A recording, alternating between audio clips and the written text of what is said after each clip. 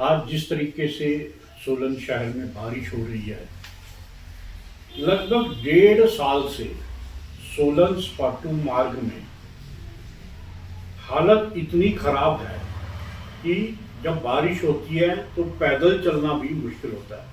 वहाँ गाड़ियाँ चलानी तो क्या, पैदल चलना भी मुश्किल हो जाता है। मंत्री जी को पिछले 1 साल से सोलन स्पाटू मार्ग और शांति बाईपास के लिए अनेकों बार सोलन की जनता ने उनको जगाया।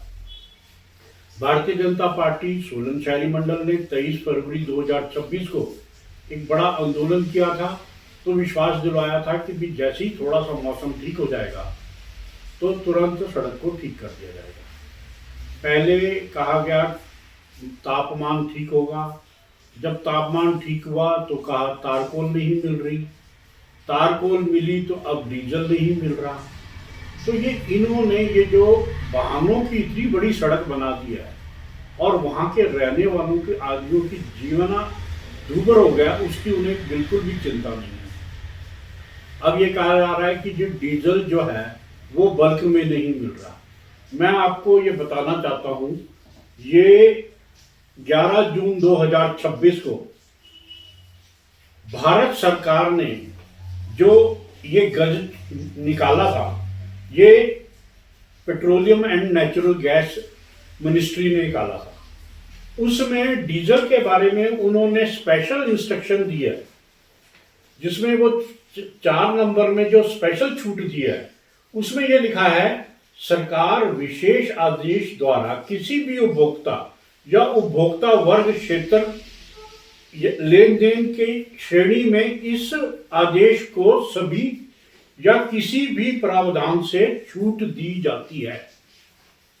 जबकि गवर्नमेंट ऑफ इंडिया ने भी कहा कि भी कोई ऐसा काम, बड़ा काम है तो उसमें ये जो हमने 200 लीटर की जो हमने कैपिंग की है उससे छूट दी जाती है। यदि कोई भी गवर्नमेंट का कोई बड़ा काम हो रहा होगा तो उसके लिए सरकार अपनी लोकल एडमिनिस्ट्रेशन से परमिशन लेके, मैं ये कह रहा हूँ, अब इन्होंने ये कहना शुरू कर दिया कि जी डीजल तो केंद्र सरकार ने उसकी कैपिंग 200 लीटर की लगाई है।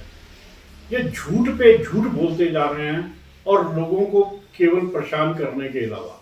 शांति बाईपास रोड की हालत देखिए, और मंत्री जी ने एक दिन हाथ डाल के वहाँ खड़े थे सड़क पे, तो हमें विश्वास हुआ था कि शायद, लेकिन आज इस बात को भी 4 महीने से ज़्यादा हो गए, तो वहाँ हाथ डाल के खड़े हो गए। हमने कहा भी शायद काम शुरू हो जाएगा बहुत जल्दी।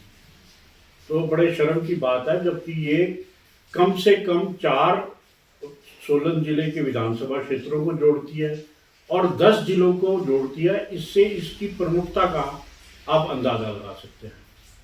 तो मेरा फिर ये मानना है कि माननीय मंत्री जी, आप कृपया सोलन की जनता के कष्टों के ऊपर अपनी नज़र रखिए और उनको शीघ्र से शीघ्र ये जो सड़क है ये बना के दीजिए।